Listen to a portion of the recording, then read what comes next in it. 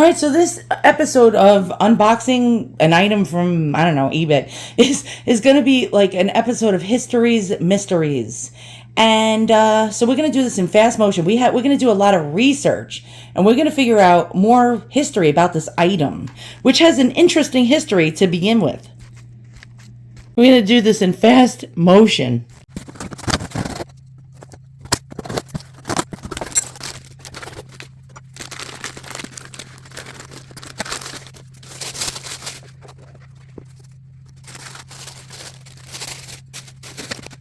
Okay, so what we have here is a micro mosaic cross that comes from Rome or near the Vatican. All right, let's lower this. Hold on. It comes in its original box, apparently, gift box. This one happens to be absolutely stunning. Now, what is micro mosaic? If you just happened upon my channel, haven't seen my other videos, it's teeny tiny little pieces of glass that were actually placed like with tweezers in mortar to make up pictures. This one is an exceptionally good quality one. We have what appears to be an ivory Jesus Christ, and it could be celluloid. I will further investigate that in a moment. We have all these pictures of micro mosaic, which is glass. Look right behind Jesus. You see the little tiles? That is made of glass. So the colors will never fade. These crosses actually were very popular. You bought them at those Vatican gift shops. And then a lot of them would actually be blessed by the Pope. Some of the gift shops had made an arrangement with whoever the Pope was who was reigning at the time to bless all the religious articles that were being sold. If not, you would go to St. Peter's Square or the Vatican, and while the Pope was blessing the audience, you would hold up your religious articles and get it blessed by the Pope that way. Now, here's our history's mystery. We actually have one that was actually, it has a story to it, and that's what really made me intrigued. Okay, so thanks to Vito and Annabella for selling me this cross. I bought it for somebody else as a gift. Now, I'm going to have this in my possession for just a little bit longer until I pass it on to somebody who really needs it, because I have a lot of these crosses. But it says James O'Neill, Father Jimmy. Okay, so this is really interesting, right? Let's go ahead and let's get Snoopy with it now. All right, I love being Snoopy. Okay, so we have a letter in here. It's very delicate, so we're going to go delicate with this. And if you look right here, it says Vatican Square. Monastère, I'm going to butcher this, it's French. Monastère du Precieux Sang. It's the Monastery of the Precious Blood of Jesus Christ. Dated Rome 26, July 1957. July the 26th. Of 1957. Now, that particular date, July the 26th of 1957, was St. Anne's feast day. Who is St. Anne? If you don't know, St. Anne is the mother of Jesus Christ himself. No, I apologize. St. Anne is the mother of Jesus Christ's mother. So that's Jesus Christ's grandmother. And so Mary's mother was St. Anne. They had a big feast on that day, and it's all in French. Mademoiselle. And it says Marguerite, Doulori. Chérie, mademoiselle, like greetings, mademoiselle. Geman, okay, yeah, not happening. I can't even master the English language. All right, so this is a long letter, okay, and what is it all about? Look at this.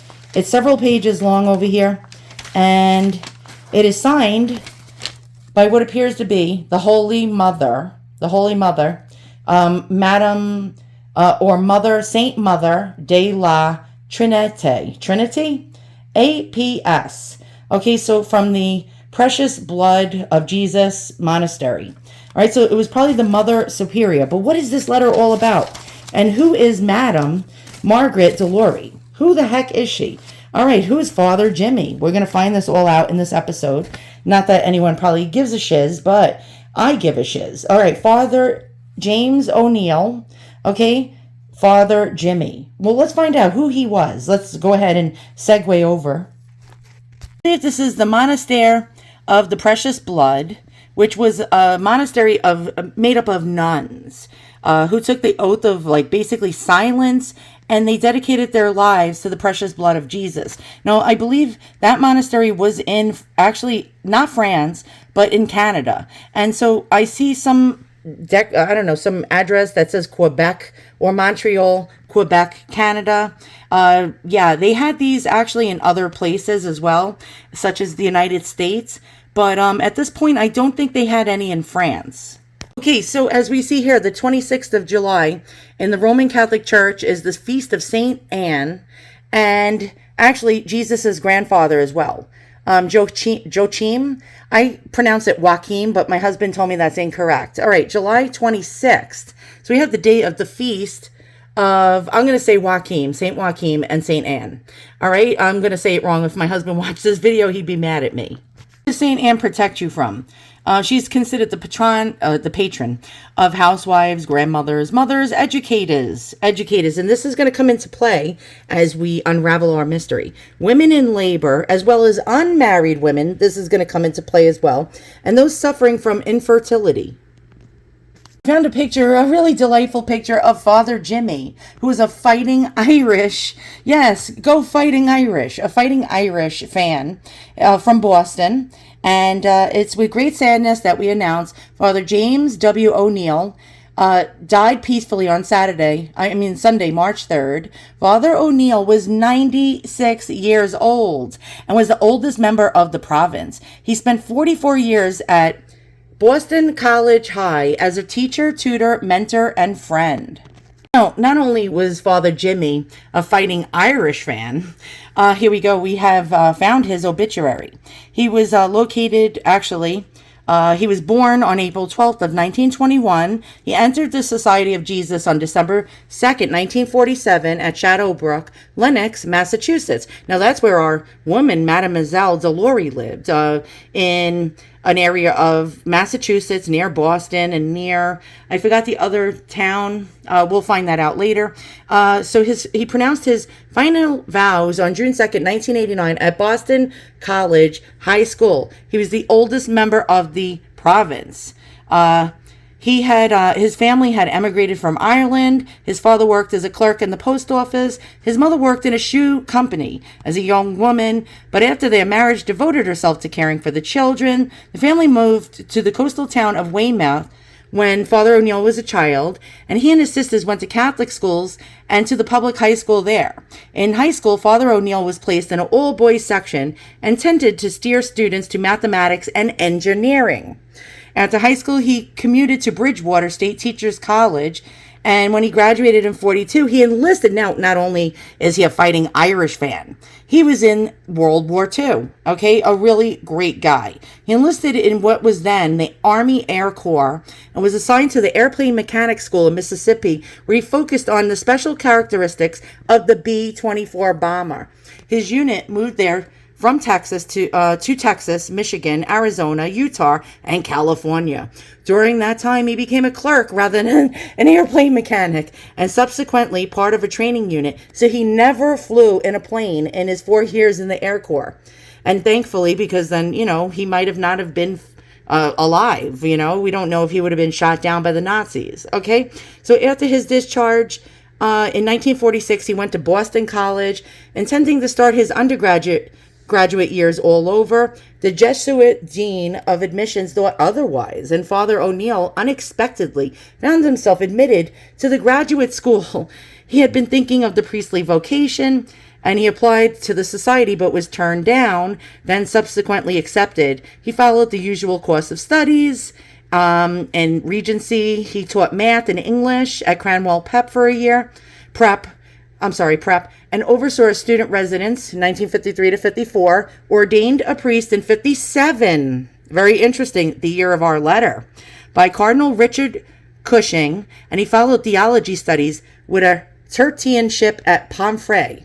In 1959, he returned to Cranwell and taught math and English. In 71, he was assigned to Boston City Hospital as an assistant chaplain and on the team of Jesuits who ministered to the Catholic priests. In 73, the principal of Boston College High School, Father James C. O'Brien, proposed that Father O'Neill come there to teach. Province policy at the time required Father O'Neill to go through a discernment process. This meant visiting the other province high schools and discussing whether he might be a good fit for their faculties.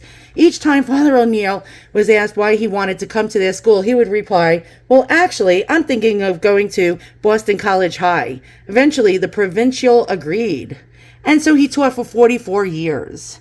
Really an amazing man. The kids loved him. The faculty loved him. He was well loved in his community. And he died in his 96th year on March 3rd, 2018. I found Our Lady, and she was known as Maggie Delore. And she was born in 1875 and died in 1961. So she just died 4 years after receiving the cross. She had many siblings, and I did some research and found that most of her sisters were never married either. She was not married and known back then as a spinster, but she did a lot of fundraising for the Sister Adorers of the Precious Blood. She did a lot of fundraisers because they actually relied upon donations to keep going. As I did more and more research, here we go, an ad in the newspaper in the 1930s or 40s. Miss Margaret Delore, 63 Mayfield Street, is sponsoring a bridge and whist party at the Columbus Club Hall, Pleasant Street, for the benefit of the Monastery of the Precious Blood. Interesting. 1924, I find an article, and here we go. Delore Margaret, Boston University, 1924. And so she went to Boston University. Okay, so that helps us. She lived at 69 Mayfield Street, Dorchester, Massachusetts. And she was an instructor in commercial subjects at the high school, Boston University High School. Very interesting. Or Boston College High School. I found in 1961 her obituary. Very sad. Delore in Dorchester, February 26th. Margaret, beloved daughter of the late Daniel and Margaret. They had typos in this newspaper.com thing. Sister of Julia T. and Helen A. She lived at 69 Mayfield. There was a solemn high funeral mass, and this was in 1961. Very, very sad.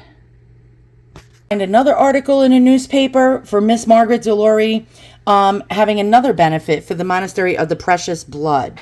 Regular people were not allowed in the Precious Blood Monastery, and I found a 1981 video of the nuns, most of them elderly who would have probably known Margaret at the time, telling about their everyday life.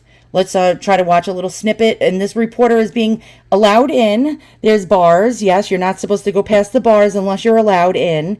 And they're so happy to just see another person that they're excited. They're really excited for this lady to be in there. And you can see them. And let me put the volume on. I forgot about that. And this red, this bright, in honor of the precious blood. Yes. And the white dress is in honor of Mary Immaculate. And the black veil, Sister Blondie. And the black veil stands as for penance. Penance? You mustn't forget that. Yes. We'll go to the Mass. To the Mass. Yes. You have...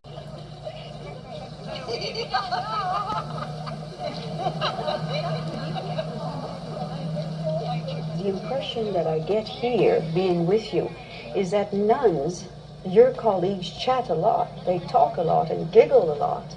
Yes, this is because we have permission to do so because you are here and we are sort of going aside to the rules.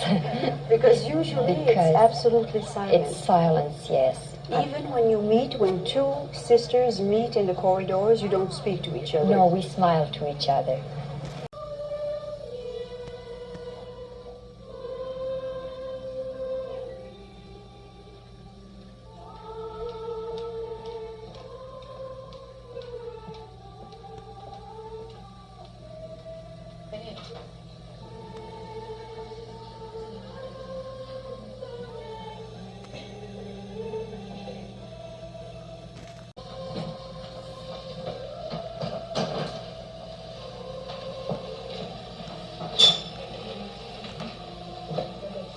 Do you see how big the sacrifice is? Seriously, most of us cannot even fathom this. Look how elderly these ladies are, and look at the lives. They're giving up their whole life for Jesus Christ.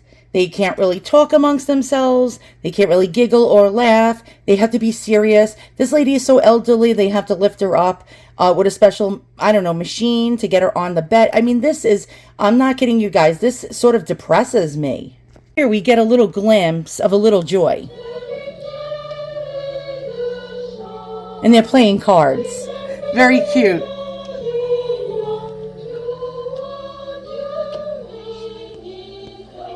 No regrets?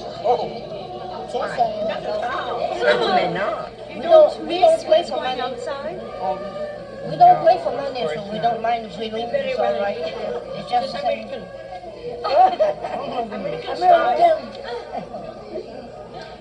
There's not, but your family? What about your family? Well, of course, it's always a sacrifice to leave the family. It is. But we want to give ourselves to God entirely. So we make the sacrifice of everything. And be sure that I go very often. I got different services, to visit my community because I belong to the order of Capuchin Fathers. Yes. Capuchin Fathers, yes. Can you perhaps, since this is a special day, can you perhaps entertain the sisters? Can they sing with you? Thank you very much. It's a kind of recreation here, is it not? Mother Superior, you give me this permission.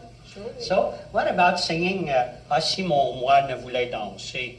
Ah si mon moine voulait danser. Ah si mon moine voulait danser, Un capuchon je lui donnerai. un capuchon je lui donnerai. Danse mon moine, danse, tu n'entends pas la danse. Tu n'entends pas mon moulin Lola, Tu n'entends pas mon moulin marcher. Ah si mon moine voulait danser, Ah si mon moine voulait danser, au bréviaire je lui donnerai. un beau bréviaire je lui donnerai. Danse mon moine, danse, tu n'entends pas la danse. Tu n'entends pas mon moulin Lola, tu n'entends pas mon moulin marcher.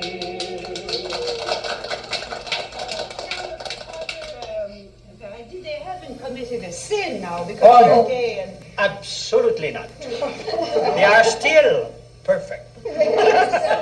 here are saintly. Sure. But we haven't stayed here very long, but what is also surprising is that here in this house there is no fear of death at all. Oh, my dear, they are in a hurry to die.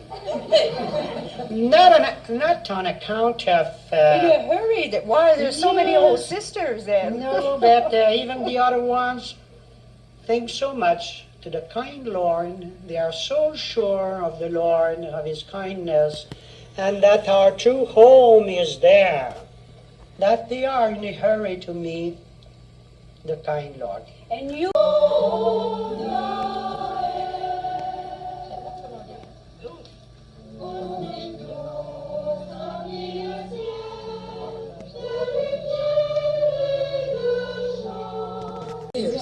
Yes, I am. Yes, why? Yeah. Why? All the rest of the family is dead. Yes, and I'm the only one still. you're the only one alive. Yes, And here you have the love of your sisters. yes. Yes, I am. Listen, Sister Saint Michel, you're going to be 92 years old. Yes. Yes. So you're going to die before I do. Are you? How? I'm not going to tell you. Sister Saint Michel, are you afraid of death? Are you afraid of dying? No. No? Why? Oh, no, I'm not afraid of it. Why? Well, anything at all. Will you be? Are you saying that you'll be happy to die? Oh, yes.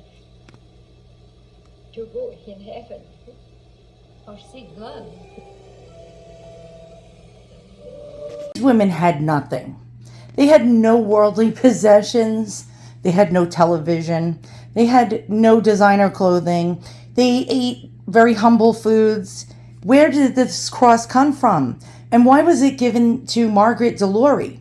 And why is Father James O'Neill's name on here, or Father Jimmy? What is going on here? We're going to read the letter because somebody on Reddit, yes, was kind enough, who was French, translated the letter for me. So let's go bring the letter across the screen and I'll read it to all of you. Monastery of the Precious Blood, Rome, 26 July 1957. Mademoiselle DeLaurie, dear Mademoiselle, I come on this beautiful 26th of July with Grandmaman Saint Anne. If your state still requires attention, this big saint so benevolent to ill people will be able to give it to you, make you gain a bit of your lost weight, and erase the memory of this terrible trouble that made you feel the suffering of the purgatory.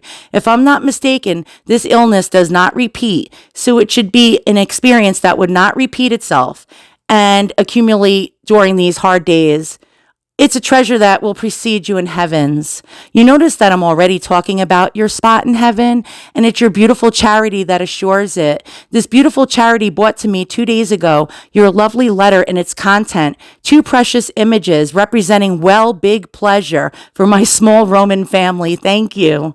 This afternoon, it was the big package that was brought to me. It contains enough to dress my poor people, I guess, like princes. It was precisely today, the day of one of the sisters suggested to spread at the gate. Not sure about that one. I gave her right away a part of the big package. And do you want to know her reaction? Oh, our mother, it is so beautiful that we could split each part in 4 and our clients would still be happy. Oh, yes. Our good Italians are so easily happy, and that can translate their joy with a demonstrative gratitude. Maybe they communicate the way they feel with me. So, dear Mademoiselle DeLaurie, forgive the I don't know English word, not going straight to the point, chit-chat kind of. My pen, and best believe it, only writes words that were brought to heaven first by my prayer. Dear Sister Adelaide will take care of you and your 2 messages. The crucifix is already here, and I think it will please because it is beautiful and precious, provided as it was blessed and all the benedictions given to it in Rome.